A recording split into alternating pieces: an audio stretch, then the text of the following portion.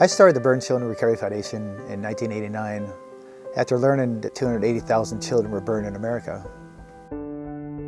It's a real thing, and you may not understand it.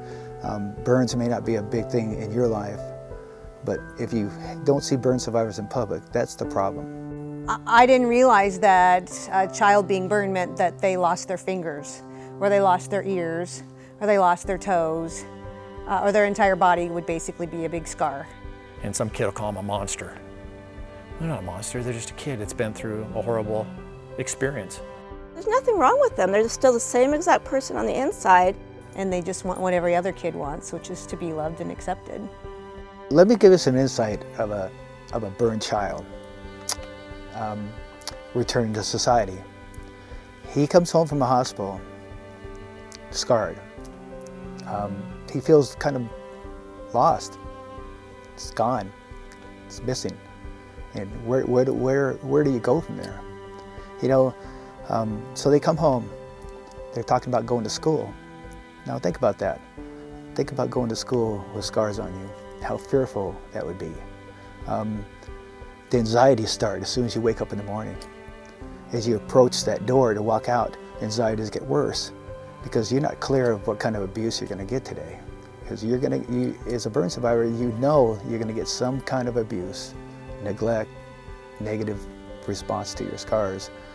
So you walk out the door with fear, and it's a battle. It's a battle just to get on that bus. It's a battle to ignore the giggles. It's a battle to ignore the name calling down the hallways.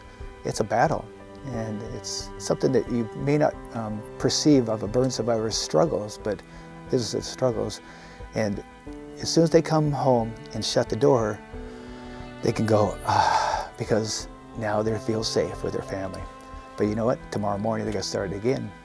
It's not easy, because being bullied and being rejected from society is something that will hurt probably for the rest of their lives. You know, I was burned in 1967 from a fire gasoline explosion. I went through 64 surgeries. Went back to school, endured a lot of the bullying, antisocial rejections. But for some reason, I just knew that I was preparing for something in my life.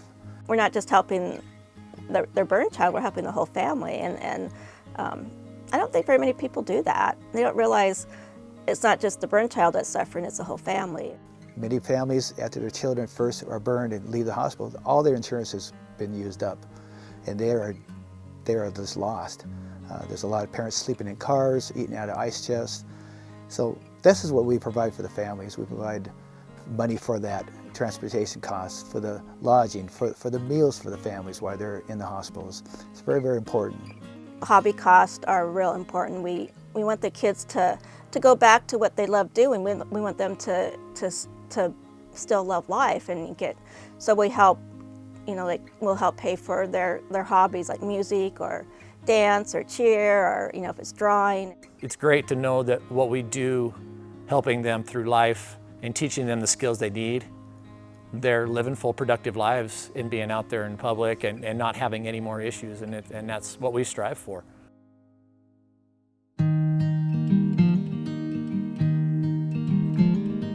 You know, the Burn Children Recovery Foundation, once again, was started with a thought of a camp. But we realized that we have to be much more than a camp. The camp is all about bringing burn survivors together so they can feel part and not feel alone. When they get to come to Camp Phoenix, they get to just be kids around other kids. And I think that's what's so important about it. So the stigma of the scars or the self-consciousness about the scars just fades away. Probably within a couple hours, they turn into kids again, which is really a miracle thing to watch. To see a shut down soul recover in just a short amount of time because they're around others like them. A lot of the staff and counselors are burn survivors themselves. And so, you know, if we were to put a dollar sign on each kid and say, this is how much we have this year, we can only take this many kids, what I would love is to see that we don't have to do anything like that with the foundation, that we can just say, any child who needs us, we can bring you in. The true power of camp is they realize they're not alone. I don't care if you're a burn survivor or not. What you see in the mirror is not who you are. The person who you are is inside your body. Sometimes this body is, you're born with diseases, with deformities. So sometimes in life you get in accidents and things are going to happen to you. But as long as you keep that core structure inside yourself whole and realize that you're a person and a spirit, you'll do better in life. You really will. So we hope that you hear the cries of our kids and realize that you don't see burn survivors in public, and that's what the problem is. We need your help. We can't do it alone. These kids cannot return to school without funding. They need their clothing, they need the surgeries, they need the medical care, and also the counseling. They need to come to camp in Phoenix House. They need to understand what it is to accept themselves. Because it's, as you all know, it's hard to accept yourself, no matter if you're burned or not.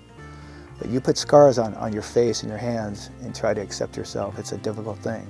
But that's what the Burn Children Recovery Foundation was founded, to make sure that these kids get a full and clear chance to return to full life, in which we're all entitled to, right?